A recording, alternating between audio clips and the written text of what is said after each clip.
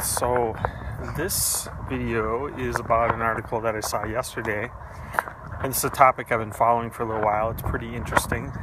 They've been talking about how much energy Bitcoin uses for mining and transactions, and they're comparing it to European countries a few days ago, and they're talking about how it would be like the ranked 61st company in electricity consumed. The one I saw a week ago maybe said 20 European countries. It's using the equivalent electricity of 20 European countries. Saw a computer yesterday that, I don't know if it was related to Bitcoin, but it was a computer that was like running inside of a water tank. I don't know how they were doing that with circuit boards and everything in there, but a lot of you have been hearing about people who have been mining for Bitcoin I'm sorry. People who have been mining for Bitcoin, and it's just the sheer power that it's taking up right now and the energy that it's using on these computers. I saw a guy the other day who was saying, don't invest in real estate. I go buy $1,000 worth of computers. I let them run all the time, and I make $5,000 a month just mining Bitcoin. The thing is as long as this Bitcoin price keeps going up, I mean, it makes more and more sense to keep mining it, right? And we're running into a few other situations which are becoming interesting too, where I'll get to the article in just a bit or whatever, and I'll tell you where I shared it and stuff regarding this headline that I have here. But no, we have some problems in like Zimbabwe and Venezuela with hyperinflation, and people are looking for what's called a store of value. They're just looking for something when the market's in hyperinflation mode, and some people worry that the US is going to go to inflation mode.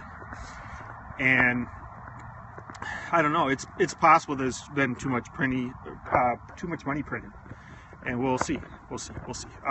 But as far as the hyperinflation in Venezuela, you got to look at the charts on that. You won't even believe how that's through the roof. The hyperinflation of Zimbabwe was over like something sextillion or something, with like 18 numbers or something. So they have hyperinflation there, so they're mining Bitcoin. So you're seeing all these people all over the world that are mining Bitgold constantly, and it's using up all this electricity. And the articles that keep coming out are because of how fast Bitcoin's growing and how much it's being adopted. They're just like, it's going up at a high rate. Can it scale is the question. Let's talk about a couple of the scaling things as well.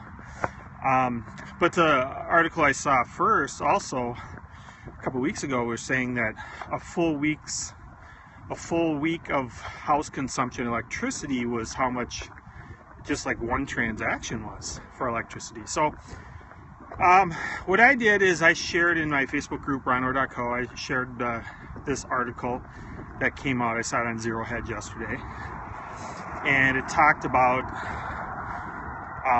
will Bitcoin, it's on pace, will it use up all the electricity by the year 2020? It's on that pace right now. So pretty interesting.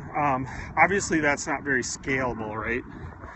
And if you go to look up scalability on Wikipedia for Bitcoin, you're looking at where it says something like, I want to say Visa can do 20,000 transactions a second. Bitcoin's like 6 or something like that. PayPal's pretty high too. So it's interesting that Bitcoin is like, their market cap is past PayPal a few weeks ago. It's just recently passed McDonald's, their market cap of all the money. But people are just saying it's kind of a store of value. It's not really, they're saying it really hasn't worked as a currency. And they're not sure it's going to scale as a currency. And their transaction costs are going up, it seems like. And it's just taking too long. So the question is, will it ever be a currency, or will it just be something where people just think there's a finite amount of them? The challenge is with all the forks coming out and stuff with Bitcoin Cash and stuff, other people are making the argument that there isn't a finite amount of Bitcoin because they can just keep creating it with all the forks.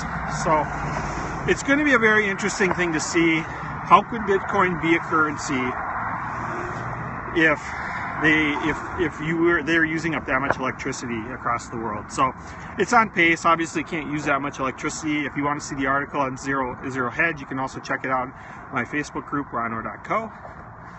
And it's in there if you're seeing this video recently. Catch it before I post a bunch of other stuff. And then I'm going to probably get this video into the blog and maybe make a reference in the blog on my website, ronor.com. I'll give you the link over to the article as well. Check out for that blog article to come out a little bit later. If you want to see the link to this Bitcoin article that's talking about by 2020, how Bitcoin is on pace right now to use up all the electricity out there. So pretty crazy stuff out there, guys. This is Disruptive Demographics. Talk to you guys later.